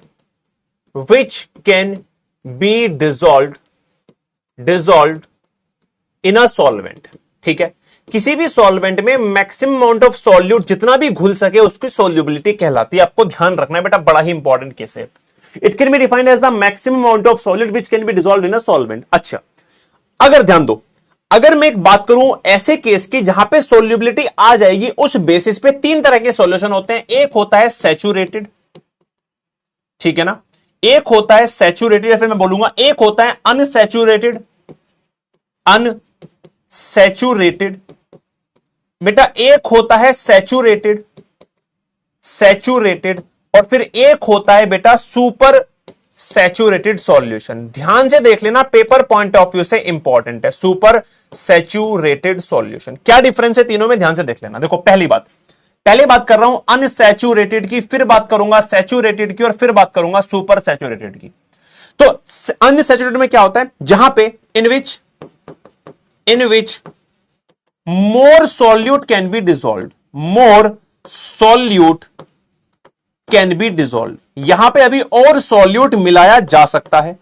ठीक है, example की तरह उसमें देखना, मोर solute can be dissolve. For example देखो, मेरी बात ध्यान समझ, देखो ये तुम्हारे पास एक एक्स सॉलिड है, तुम इसको पानी में मिला रहे हो, ये मिलके बना रहा है एक्स एक्वस सॉल्यूशन। ये फॉरवर्ड डायरेक्शन में जा रहा है, मतलब ये अनसैचुरेटेड है, अभी घुल रहा है और एक्वस सॉल्यूशन बना रहा है। एक टाइम पे ऐसी कंडीशन आएगी कि अब जितना भी स्पेस होगा पानी के पार्टिकल्स के बीच में वो खत्म हो जाएगा, और अब पानी और किसी चीज को अपने अंदर एब्जॉर्ब नहीं कर सकता। उस कंडीशन को बोलेंगे सैचुरेटेड। यहां पे क्या बोलेंगे? When no more solute can be dissolve, when no more solute can be dissolve, no more solute can be dissolve, इसमें अब और सॉल्यूट नहीं मिलाया जा सकता। तो यहां पे होगा क्या बेटा? यहां पे आ जाता है एक इक्विलिब्रियम की कंडीशन। मतलब इक्विलिब्रियम की कंडीशन क्या होगी बेटा? इक्विलिब्रियम की कंडीशन ये होगी कि तुम्हारे पास एक्स सॉलिड था, हां जी भैया था, तुम पानी में डाल रहे हो तो ये फॉरवर्ड डायरेक्शन में जाएगा और बनाएगा एक्स एक्वस। हां, अब जैसे ही हाईएस्ट अमाउंट मिल गया, अब अगर तुम और एक्स सॉलिड इस पानी में डालोगे तो वो फॉरवर्ड जाएगा, सॉल्यूशन बनेगा, लेकिन फिर से वापस आ जाएगा क्योंकि उसको जगह ही नहीं मिली वहां बैठने की। समझे मेरी बात? नहीं समझे? नहीं समझे? दोबारा बताऊं भाई, सिंपल सी बात ये मान लो कि ये है अपना बीकर, यहां पे पानी के बीच में थोड़ा थोड़ा स्पेस है। जब थोड़ा थोड़ा स्पेस है तो पहले हमारा जो सॉलिड था वो जाके बैठ जाएगा इस स्पेस में, लेकिन कभी ना कभी तो ये स्पेस भरेगा ना, कभी ना कभी तो ये स्पेस भरेगा। अभी ये स्पेस एकदम पेटी पैक हो चुका है, अब कोई नहीं आ पाएगा। तो अगर आप और अब डालने की कोशिश करोगे तो वो आएगा, घुसेगा, लेकिन फिर से बाहर फेंक दिया जाएगा क्योंकि जगह ही नहीं है। तो यहां पे क्या हो जाएगा, इक्विलिब्रियम, मतलब अगर कोई आगे जा भी रहा है तो वो उसी रास्ते से वापस आ जाएगा। तो सैचुरेटेड सॉल्यूशन के केस में हमेशा बेटा इक्विलिब्रियम एग्जिस्ट करता है, और इसी कंडीशन को हम बोलते हैं सैचुरेटेड सॉल्यूशन की कंडीशन। एवरीवन जल्दी से मुझे बताएंगे क्या दोनों समझ में आ गए सभी को, अनसैचुरेटेड भी और सैचुरेटेड भी? Everybody in the house make some noise. क्या सभी को क्लियर है? जल्दी से मुझे बेटा सारे लोग बताएंगे कि हां जी हमें क्लियर हो चुकी है ये बात, कोई दिक्कत वाली बात नहीं है। सैचुरेटेड आ गया, अनसैचुरेटेड आ गया, अब आते हैं सुपर सैचुरेटेड पे। क्या हो अगर मैं सैचुरेटेड सॉल्यूशन को गर्म करूंगा तो पार्टिकल्स दूर दूर जाएंगे, वॉल्यूम बढ़ जाएगी, और जब दूर दूर जाएंगे तो और स्पेस खाली हो जाएगा, फिर थोड़ा सा और सॉल्यूट डाला जा सकता है। तो कहेंगे when more solute can be added by increasing the temperature increase करके, increasing the temperature, then solution is called as, उस केस में सॉल्यूशन कहा जाता है is called as super saturated। उस केस में वो कहलाएगा सुपर सैचुरेटेड। जबरदस्ती आपने टेम्परेचर बढ़ा के और उसमें सॉल्यूट डाल दिया तो ये कहलाता है बेटा सुपर सैचुरेटेड। आई होप कि सभी को एग्जाम पॉइंट ऑफ व्यू से ये इंपॉर्टेंट बातें आपसे ऑप्शन में पूछेंगे। सुपर सैचुरेटेड को डिफाइन करो, ऑप्शन में पूछेंगे।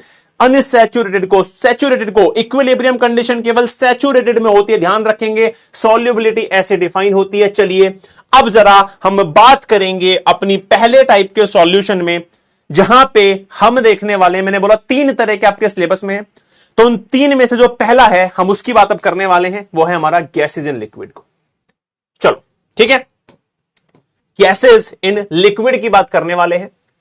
चलो, तो गैसेज इन लिक्विड में सॉल्युबिलिटी किन किन फैक्टर्स पे डिपेंड करती है, अब हमें ये देखना है। कोई कह रहा है भैया सुपर सैचुरेटेड एक बार रिपीट कर दो। बेटा देखो सिंपल सी बात है, आपने क्या किया, इस सॉल्यूशन का ये सैचुरेशन पे आ चुका था, ये अब नहीं घुल सकता इसमें सॉल्यूट, लेकिन आपने क्या किया, टेम्परेचर बढ़ा दिया। जब आप टेम्परेचर बढ़ाओगे तो पार्टिकल्स दूर दूर जाते हैं, जब पार्टिकल्स दूर दूर जाएंगे तो स्पेस खाली हो जाएगा, स्पेस खाली हो जाएगा तो फिर और आप इसमें सॉल्यूट मिला सकते हो, तो सॉल्यूट ज्यादा मिल पाता है क्योंकि आपने टेम्परेचर बढ़ा दिया। इसको कहते हैं सुपर सैचुरेटेड सॉल्यूशन। ठीक है, चलो बहुत बढ़िया, नाइस। अब आते हैं बेटा factors affecting solubility of gases in liquid के केस में। बहुत इंपॉर्टेंट है, ध्यान से देख लेना। पहला बेटा nature of gas and solvent. भाई सॉल्वेंट मतलब सॉल्यूट का नेचर कैसा है। अगर हम गैस को लिक्विड में मिलाना चाहते हैं, कोई गैस लिक्विड में क्यों मिलेगी भाई, गैस तो हमें उड़ना चाहती है, तो ऐसी गैस जो इजीली लिक्विफाइएबल होती हैं, जिनको हाई प्रेशर पे इजीली लिक्विफाई किया जा सकता है, ऐसी गैस को घुलाना आसान है, इनकी सोल्यूबिलिटी ज्यादा होती है। समझ में आ रही है बात। देखो किसी भी गैस को जो पार्टिकल्स बहुत दूर दूर होते हैं, आप उस पर हैवी प्रेशर लगाओगे, पार्टिकल्स पास पास आ जाएंगे, पास पास आ जाएंगे तो लिक्विड बन जाएंगे। लिक्विड की कंडीशन है, प्रॉपर्टी है कि भी पार्टिकल्स पास पास होते हैं, तो आप ऊपर से प्रेशर लगाते हो, ये पास पास आ जाते हैं। अब कुछ गैस को थोड़े से प्रेशर लगाने से ही वो लिक्विड बन जाती हैं और अच्छे से डिसॉल्व हो जाती है। कुछ गैस हाई प्रेशर पे भी नहीं होती। For example CO2 gas soft drinks में क्यों घुल पाती है, क्योंकि आप थोड़ा सा प्रेशर लगाते हो मशीन से, CO2 गैस लिक्विड बन जाती है और लिक्विड लिक्विड में जाके मिल जाता है। तो पहली कंडीशन क्या कहती है कि वो गैस जो इजीली लिक्विफाई हो जाए वो ज्यादा सोल्यूबल होती है। अच्छा जी, भैया मुझे कैसे पता चलेगा कौन जल्दी लिक्विफाई होगी। बेटा आपको देखना है गैस का साइज। अगर गैस का साइज बड़ा है, CO2 साइज में बड़ी है, O2 2 एटम से बनी है, छोटी है तो बहुत ही छोटा एटम है, तो जिसका साइज ज्यादा होता है वो ज्यादा लिक्विफाइएबल होती है। तो ये बड़ी गैस है, ज्यादा लिक्विफाई आसानी से हो सकती है, तो ज्यादा सॉल्युबल होती है। पहला पॉइंट में आपको ध्यान रखोगे बेटा, क्या ध्यान रखोगे, क्या ध्यान रखोगे? Size of the molecule, size of the molecule जितना ज्यादा होगा उतना ज्यादा होगा, उतना क्या होगा बेटा? लिक्विफाइएबल प्रॉपर्टी होगी। उतना ज्यादा वो लिक्विफाई हो सकता है, और ज्यादा लिक्विफाई होगा तो ज्यादा क्या हो जाएगी? सोल्यूबिलिटी हो जाएगी। मतलब सोल्यूबिलिटी क्या हो जाएगी? इंक्रीज हो जाएगी। तो पहला पॉइंट आपको ये याद रखना है। ठीक है जी, सभी को क्लियर हुआ? पहला पॉइंट सभी को क्लियर हुआ? ठीक है ना, पहला पॉइंट सभी को क्लियर हुआ। दूसरे पॉइंट पे आ जाओ। ठीक है, अच्छा दूसरा पॉइंट यहां पे लिख लो, इसी का सब पॉइंट है। The gas which reacts with solvent possess higher solubility. कुछ गैस सॉल्वेंट से रिएक्ट करके चिपक जाती हैं यार। एग्जांपल, आपने अमोनिया गैस को बेटा पानी में डाल दिया, ये पानी को तोड़ के इससे रिएक्ट करके NH4 पॉजिटिव बना देती है, और भैया रिएक्ट हो गई तो बेटा चिपक के बैठ गई, यहां पे चिपक के बैठ गई, मतलब ये हाईली सोल्यूबल है पानी में। समझ में आ रही है? क्योंकि रिएक्शन कर दी इसने, हाईली सोल्यूबल है पानी में, ये आपको ध्यान रखना है, हाईली सोल्यूबल है। ठीक है, तो जो रिएक्ट कर लेती हैं वो ज्यादा सोल्यूबल होती हैं, जो बड़े साइज में होती हैं वो ज्यादा लिक्विफाई हो जाती हैं, तो ज्यादा सोल्यूबल होती हैं। पहले दोनों पॉइंट क्लियर है। अगला पॉइंट बड़ा इंपॉर्टेंट, टेम्परेचर। ये बड़ा ही इंपॉर्टेंट है, चलिए इसको ध्यान से देखना, इसके ऊपर क्वेश्चन है बेटा पेपर में। क्या है टेम्परेचर पे? ऑलवेज ध्यान रखना, हमेशा ध्यान रखना, the solubility of a gas in liquid is always dependent on the interaction between them। देखो ध्यान से मेरी बात को समझना, बहुत इंपॉर्टेंट बात बताऊंगा। देखो मान के चलो कि ये पानी है, ये पानी है ना, ये मैंने यहां पे पानी बना दिया, समुद्र है ना, समुद्र है। तुम्हें सबको पता होगा समुद्र के नीचे रहती है मछली। कौन रहती है समुद्र के नीचे? मछलियां रहती हैं, मछलियां। तो क्या तुमने कभी सोचा है कि मछली जल की रानी है, मछली जल की रानी है, जीवन उसका पानी है? क्या तुमने कभी सोचा है? क्या तुमने कभी सोचा है कि मछली जल की रानी है, जीवन उसका पानी है? क्या ये बात सही थी? नहीं, बहुत ही गलत बात है। मछली जल की रानी तो है, लेकिन जीवन उसका पानी नहीं है। पानी उसका भी ऑक्सीजन ही है भैया, लेकिन ऑक्सीजन आ कहां से रहा है? अरे मैं बचपन में बड़ा मतलब एकदम मैं बड़ा ही मूर्ख था, मैं समझता था कि मछली क्या करती है, पानी में होता है H2O, तो पानी को तोड़ के ये O निकालती है, तब मछली को सांस आता होगा। क्या ये ऐसी बात है? क्या ऐसी ही बात है? क्या ऐसे ये कह रहा है ये क्या बना दिया भैया?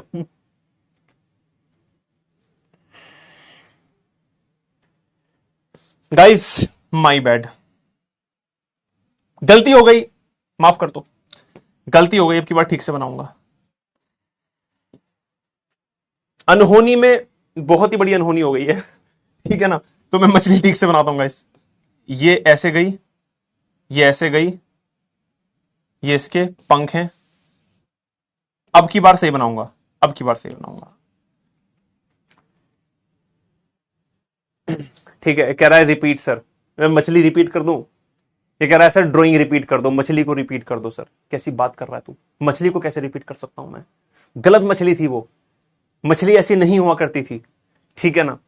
चलो यहां देख लो जल्दी से, ध्यान से देख लो थोड़ा। ठीक है, अब ठीक है, अब ठीक है, ठीक है। अब ध्यान से देखना गाइस, अब ध्यान से देखना गाइस, अब ध्यान से देखना गाइस, ठीक है, ध्यान से देख लो मैं क्या कह रहा हूं। तो मछली जल की रानी है, लेकिन जीवन उसका पानी नहीं है, पानी उसका भी ऑक्सीजन ही है, लेकिन ऑक्सीजन आ कहां से रहा है? क्या पानी को तोड़ के ऑक्सीजन बना रही है? भैया नहीं, ऐसे नहीं होता, पानी को नहीं तोड़ सकती है मछली, है ना, तो ऐसे नहीं होता। तो अब मछली करती क्या थी? पानी का ऑक्सीजन कहां से लाती थी पानी में? तो होता यह है कि ओशियन के अंदर भी ऑक्सीजन गैस जो एनवायरमेंट में होती है ना, वही प्रेजेंट होती है। क्यों?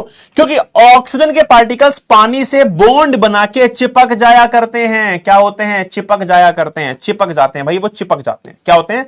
चिपक जाते हैं, चिपक गए। अच्छा, हमेशा ध्यान रखना, liquid gas in liquid dependent होती है इंटरेक्शन। इंटरेक्शन का मतलब है चिपकना, फोर्स ऑफ अट्रैक्शन। अब अगर तुम टेम्परेचर कभी भी बढ़ाते हो तो टेम्परेचर बढ़ने से बेटा पार्टिकल्स को एनर्जी मिलती है, पार्टिकल्स दूर दूर भागते हैं, तो दूर दूर भागने के चक्कर में क्या ये बॉन्ड टूट जाएगा? अरे हां भैया, तो टेम्परेचर बढ़ाओगे बॉन्ड टूटेगा। अगर ऑक्सीजन का बॉन्ड टूटा, ऑक्सीजन गैस है, चिपक रही थी इसलिए नीचे थी, ऑक्सीजन गैस हल्की होती है, तो क्या बॉन्ड टूटेगा तो सारा ऑक्सीजन ऊपर जाके चला जाएगा, ऊपर चला जाएगा क्योंकि हल्का होता है।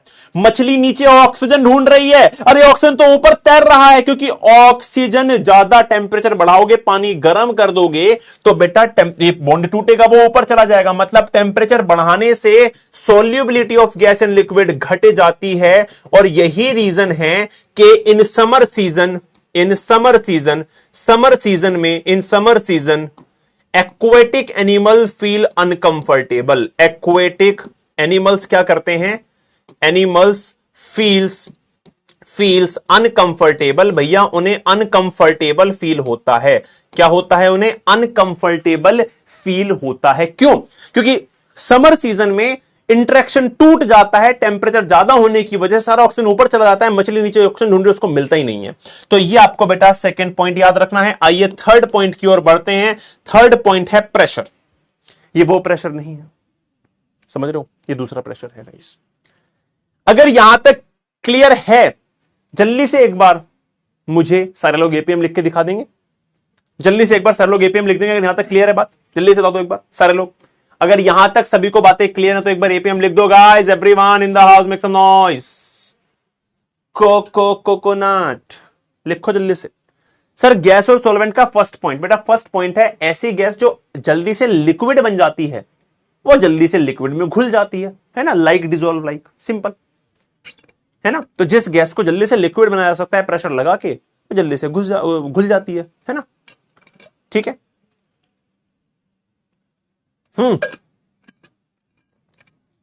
चलिए गाइस, बहुत बढ़िया, नाइस यार, नाइस यार, नाइस यार। तुम लोग सारे लोग समझ पा रहे हो, मुझे बहुत अच्छा लग रहा है यार, बहुत ही अच्छा लग रहा है।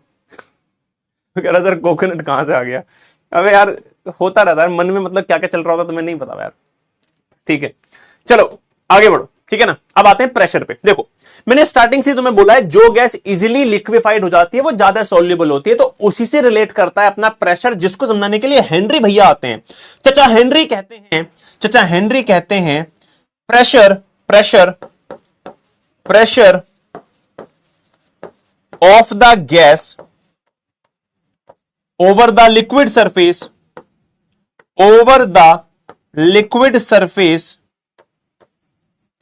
is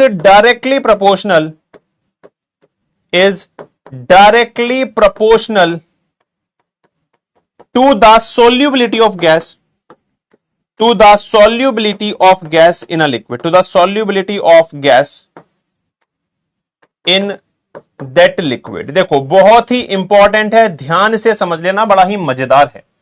तो हमसे यह कहा गया है, मैं तुम्हें एक एग्जांपल दे देता हूं, कहां लिखूं मैं उस एग्जांपल को, मैं अगले पेज पे लिख देता हूं, देखो समझो यहां पे। तो सपोज करो ये तुम्हारी कोल्ड ड्रिंक की बोतल है जो तुम पीते हो, ये तुम्हारी कोल्ड ड्रिंक की बोतल है जो तुम पीते हो, ठीक है ना।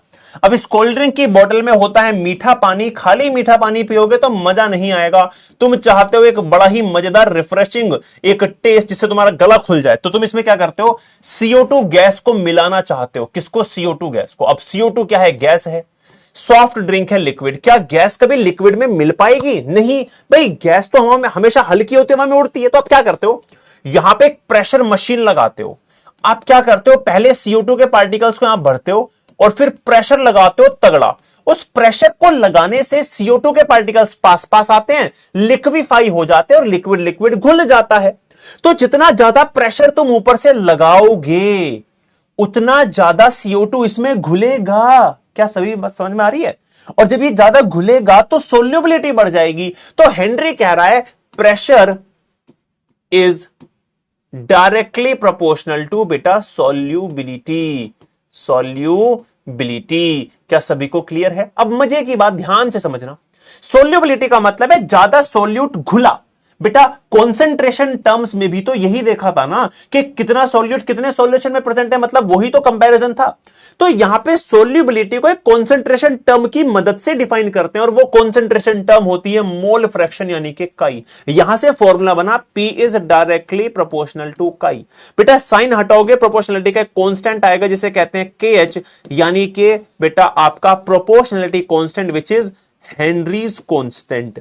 आई होप के सभी को ये वाली बातें सारी समझ में आ गई होंगी। अगर हां तो जल्दी से बताइए कि क्या फॉर्मूला समझ में आया।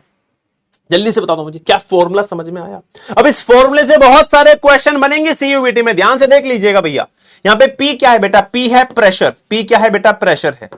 पी है प्रेशर। बेटा काई क्या है, यह है मोल फ्रैक्शन।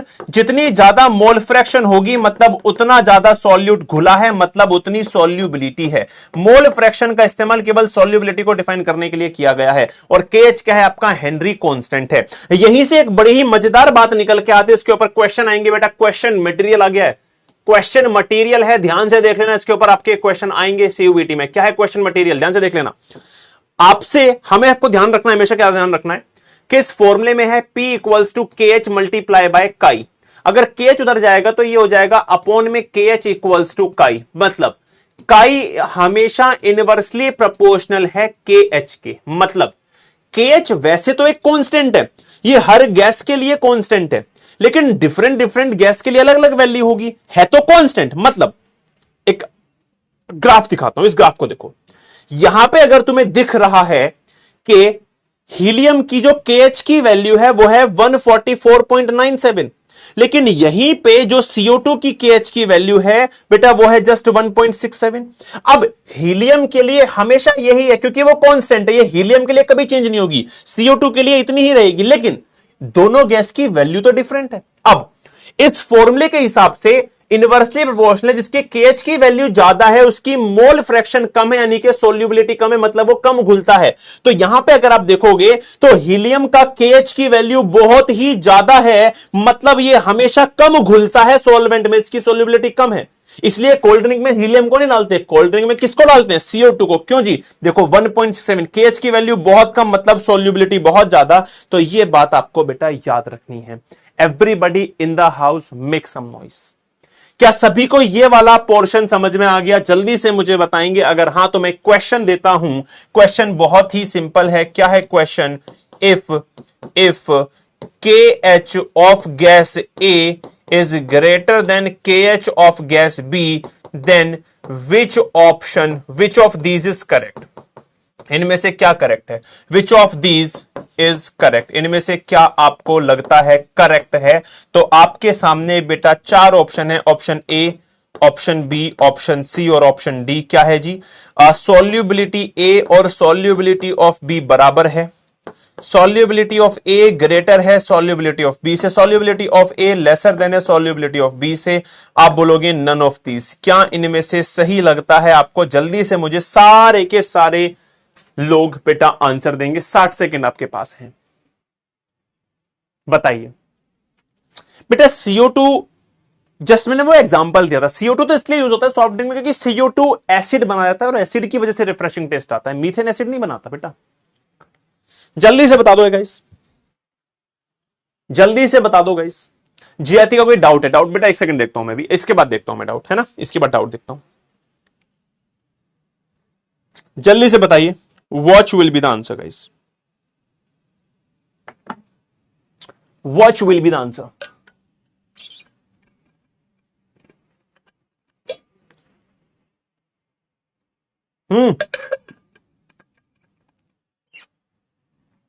चलो हो गया सभी का, हो गया एवरीवन, एवरीवन एवरीवन एवरीवन। चलिए बहुत बढ़िया।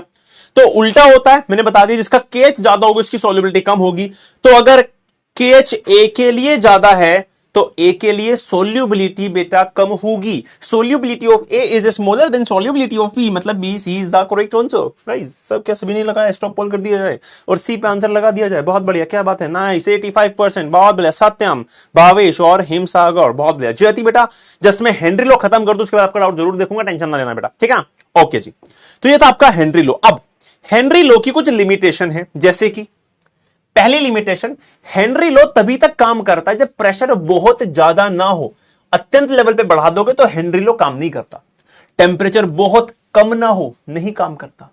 गैस रिएक्ट ना कर जाए सॉल्वेंट से, जैसे कि NH3H2O से रिएक्ट कर जाती है, तो सोल्यूबिलिटी बहुत तगड़ी हो जाती है, जबकि हेनरी लॉ के को किसे कैलकुलेट करोगे तो उतनी वैल्यू आती नहीं है।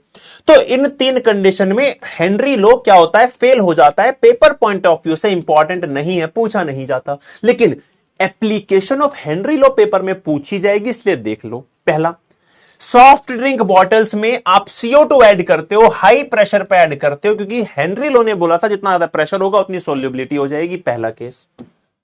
बेटा दूसरा केस, जब आप हाइट पे जाते हो, बहुत ऊपर जाते हो, पहाड़ों पे जाते हो, पहाड़ों पे ग्रेविटी होती नहीं है, ग्रेविटी नहीं होती है तो पार्टिकल्स खींच नहीं पाते अर्थ की तरफ। मतलब देखो सिंपल सी बात मैं तुम्हें बताता हूं, देखो ध्यान से, ये तुम्हारा अर्थ है, हां जी ये तुम्हारा अर्थ है, इस अर्थ पे कहीं पे तो पहाड़ है, कहीं पे नहीं है।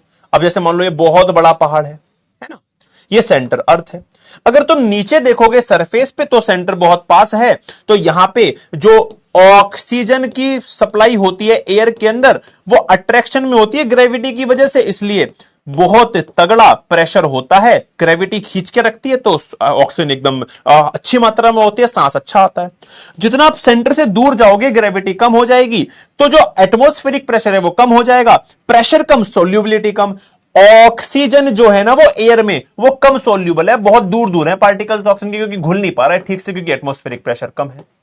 यहां फटाक से सांस आता है क्योंकि बहुत पास पास होता है, बहुत मुश्किल में सांस आता है जब आप हाइट पे खड़े होते हो, कहीं पे भी पहाड़ पे खड़े होते हो, क्योंकि ऑक्सीजन की जो सॉल्युबिलिटी होती है एयर में वो कम हो जाती है, जिस वजह से आपको एक बीमारी होती है एनोक्सिया। जब आप हाइट पे जाते हो, पहाड़ों पे जाते हो, क्योंकि एटमॉस्फेरिक प्रेशर कम है तो ऑक्सीजन अच्छे से घुल नहीं पाएगी, इस वजह से आपको enable to think and act कर लेते हो, अच्छे से सोच समझ नहीं पाते हो, इसे कहते हैं एनोक्सिया। बोर्ड्स में इस साल पेपर में आया था, ये सबको पता होगा।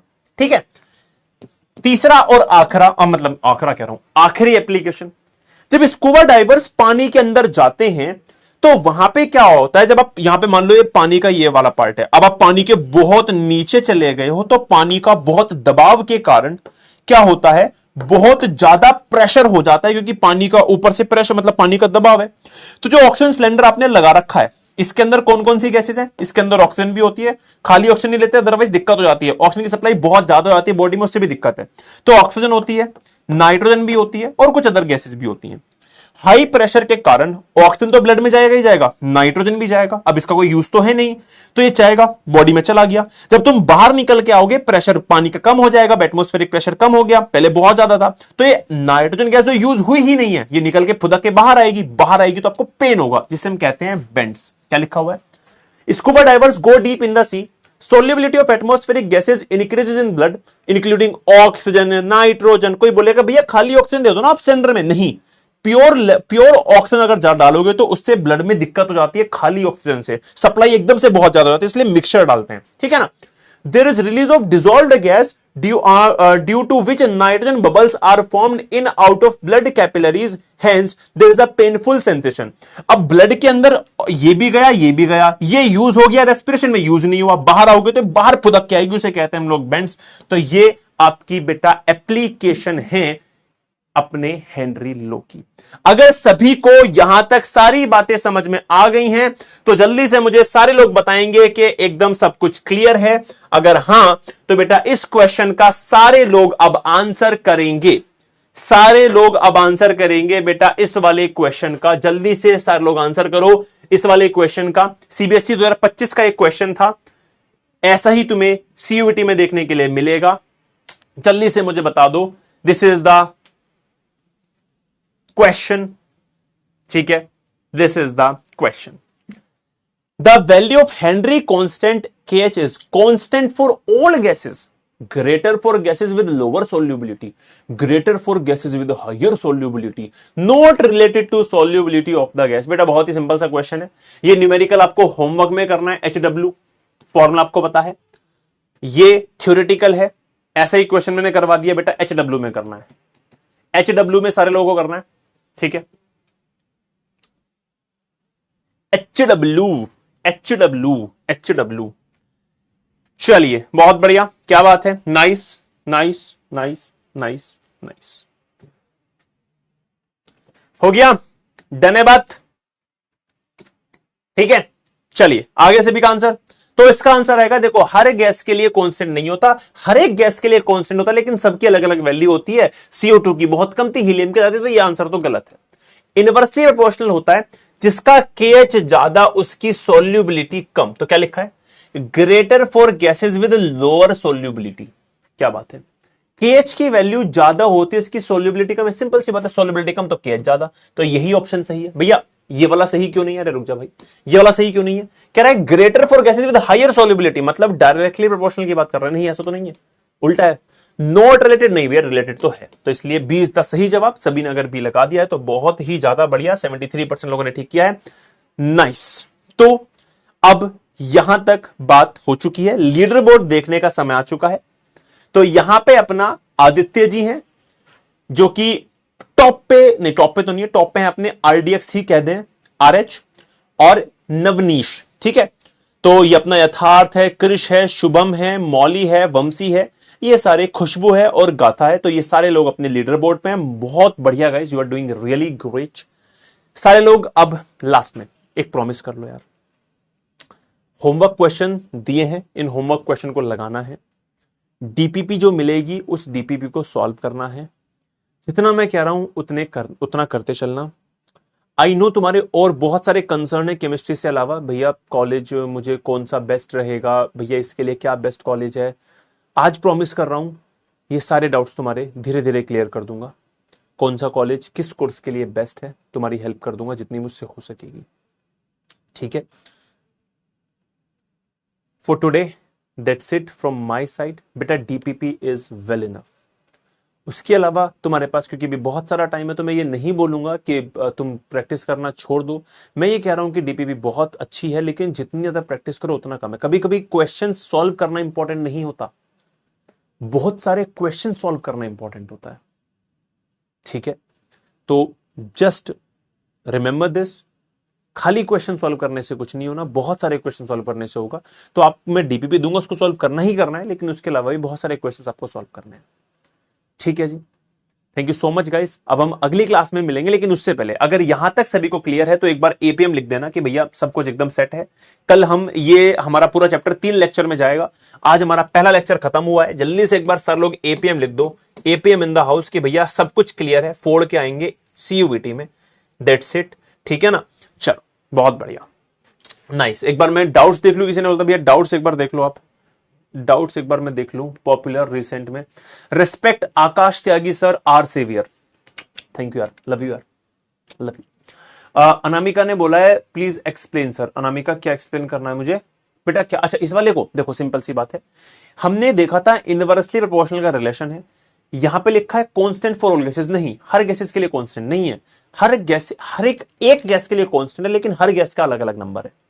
Greater for gases with lower solubility, जिसकी सोल्यूबिलिटी लोअर होगी उसका KH बड़ा होगा, ऑब्वियसली बात है, इनवर्सली प्रोपोर्शनल है भाई। अरे यार क्या हो गया, एक सेकंड रुक जाओ guys, wait for the program to respond, एक सेकंड रुक जाओ, ठीक है ना। तो ये आपका होता है, तो इसलिए आपको हमने यहाँ पे बी ऑप्शन लगाया था।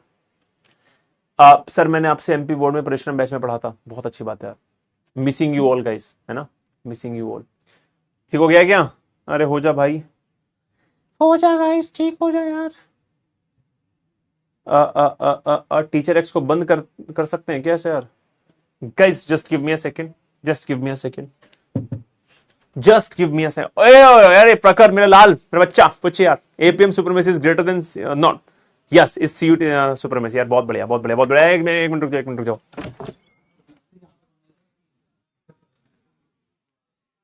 अरे भाग क्या हो भाई, ये आ रहा है सामने, यहां से, ठीक है। अब ये रुका हुआ है ना,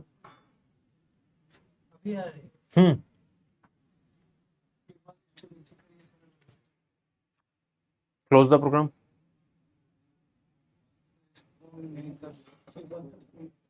यहां से, ठीक है। नेक्स्ट पेज पे यही जाता है, पीछे तो यही आ रहा है अभी।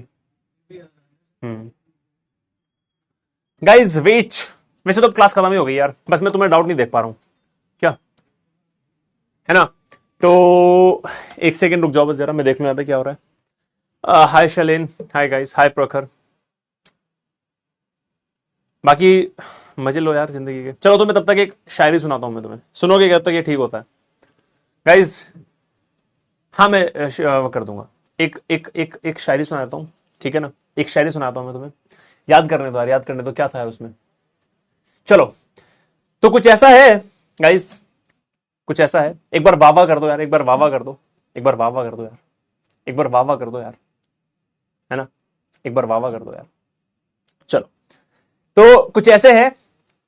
एक रात एक बात लिखूंगा मैं, खुद को दाग तुझको साफ लिखूंगा मैं, कि मैं ये जानता हूं तू मेरी किस्मत में नहीं, कि मैं ये जानता हूं तू मेरी किस्मत में नहीं, लेकिन एक किताब में तेरी मेरी बात जरूर लिखूंगा मैं।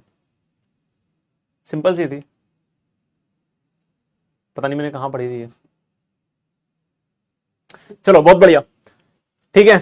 आज के लिए इतना ही, धन्यवाद, thank you so much guys, love you all, tata bye bye, पुच्ची बाय, मिलेंगे अगले सेशन में, तब तक के लिए